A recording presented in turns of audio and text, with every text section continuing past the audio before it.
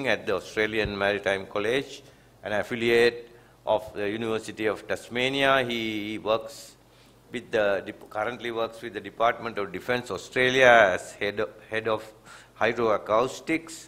He has also served as Director of Ports and Shipping, Head of Maritime Engineering. He received his doctorate investigating and developing underwater systems for the Department of Defence Australia and has a master's degree in marine engineering. He will speak to the thematic topic of science and technology in the support of maritime platforms. You have the floor. Thank you. Oops, I wanted to get the picture off. Thank you. Given the timing, I'll go straight into the topic because they're all waiting to finish up. What I'm going to talk about today is why we need science and technology to support the maritime platforms that they use in the Navy. So that's it. Okay. So that is a snapshot of the sort of technology that's used nowadays in the navies. And what's very important is the people who use it are competent and capable of using that technology. However, unless that technology has been developed and continue to evolve, it's going to be very, very difficult to sustain that edge as the platforms get older. That's where science and technology comes in. The emphasis here is it's not engineering, it's the science and technology behind it, and that's something that we'll talk about as we go through the process. But what I'm trying to get here is if you have a platform and if you want to maintain the edge for a long period of time throughout the life cycle of that platform, then you need the science and technology backing the process. So what I will do in the beginning is I'll show you some of the platforms from around the world. I'm just not going to show Australian alone. I'll show some of the others, and some of the people in the audience will know the platforms better than I will. But I'll try to talk about some of them and say where those changes have come in and why they have caused some issues and how science and technology has attempted to solve some of them. Some were not solved, but at least we'll get there. So here are some reasons why we need the platforms. Today's platforms, most of the modern seafaring platforms will go on for 30 plus years. Now, if you were driving a car, you wouldn't want to drive a car that is 30 plus years unless you're a collector of cars. They're pretty old. But in the maritime field, a 30-year-old platform is not that old. There are actually platforms that go to 40 or 50 years, and I'll show you some examples. The other thing is those platforms do change ownership. They go through 2, 3, 4 different countries by the time they finish their life cycle. So you'll have different theaters of operation, they'll have different requirements, different cultures that operate it, and again, the platforms will have to evolve to meet that. The technology changes to meet the theater and meet the period. And finally, over period, technology, the platform itself has to get modernized. So let's go through some of those examples. So I've shown some of these, and which some of you will know better than I do. The first one is the Chinese aircraft carrier, very impressive platform, as you can see. But it started its career under the Soviet era. And it sort of evolved itself and sort of got transferred around, and it just ended up as a completely different platform than what it was originally designed for. The second one is the container basin, which is run by the Royal Navy. It's a Falkland veteran. It was chartered for Falklands. It was a container ship. It used to run around quite happily delivering containers. Then the conflict occurred. It was taken, that ship and the sister ship were both taken over by the Royal Navy. They liked it so much that they are yet using it. It was 82, Falkland War was a few decades ago. The vessel is yet being operated. So you can see how old the vessel is and how much changes have occurred. I've actually been on the ship. The engines are terrible. I'm not sure why the British Navy bought it, but anyway. The bottom one there is the Collins, which we use. That's our submarine platform that we use. We are in the process of replacing it. But it's going to take another 30 years before, 20, 25 years before the last of the Collins leave. Think of the duration. That's going to be a 40-year-old platform. 40 years ago, we just got mobile phones, I think. So you can see how much technology has changed and how much technology will change because it's exponential. So we will have to start thinking how to maintain that platform over that period of time. The Missouri is a classic example. I couldn't not put that vessel there. By the time they struck her, she was 50 years old. She came at the end of the Second World War, decommissioned, recommissioned, and then struck at the end of it. It's 50 years old. I talked about a 30-year-old car. Talk about a 50-year-old car.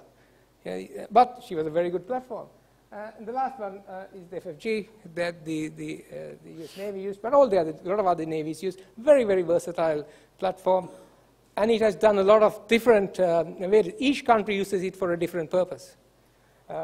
Even the Americans, before they struck them off the list, they used it for coastal patrol. So they changed the complete fit of the vessel. So you can see, as the life cycle goes on, the platform itself changed. I'll show you a few more.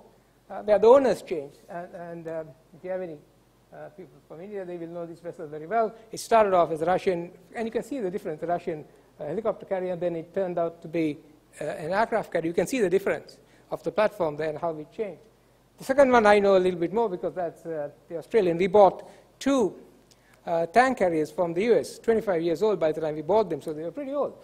But we changed them, and they became amphibious vessels, which look completely different. I'll show you some slides of it later on the modifications we had to do to make it suitable for the operations and the theaters that we were working in.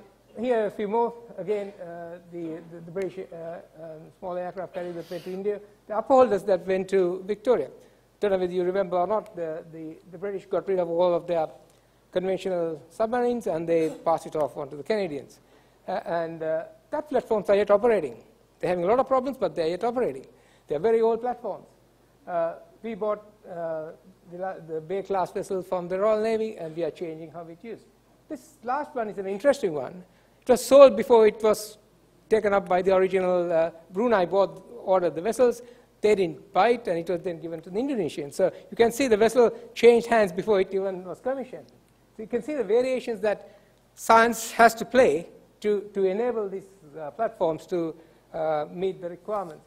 Here are some of the other acquisition issues that has come up. The first one is a very nice, very good submarine, the Astute class submarine. Had a lot of issues in the acquisition. I was listening to a presentation made by the admiral who was in charge of this, admiral called Steve Davis, and he said one of the big issues they had was by the time they started building this, it was so long ago that they built the V-class, which was much earlier, they had lost the knowledge.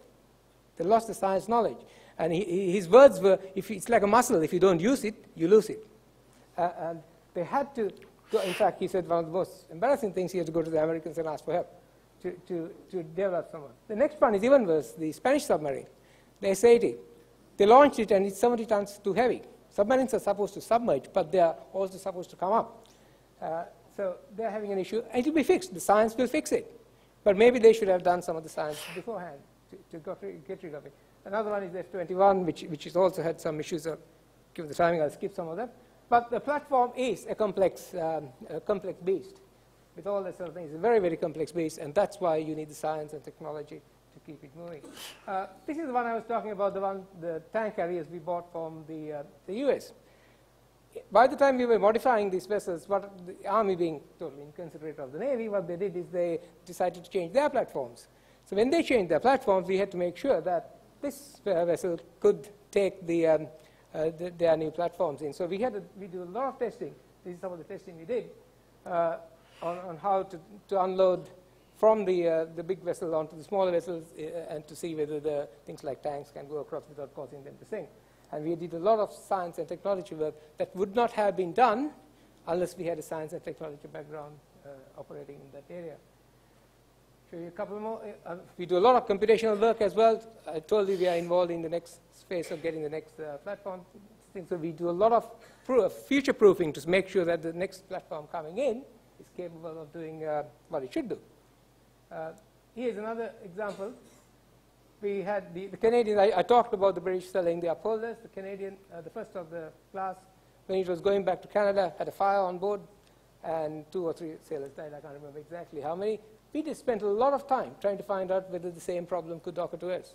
And these are some of the work we did. The Canadians got involved with us to work with us to see whether we could do it.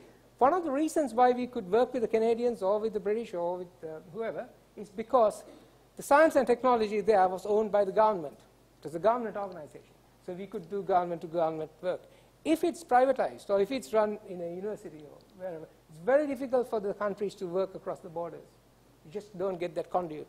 So it is the governments that can enable that conduit to work. again, underwater vehicles, I'm not going to go into detail, but again, same sort of issues. The new thing, it's coming.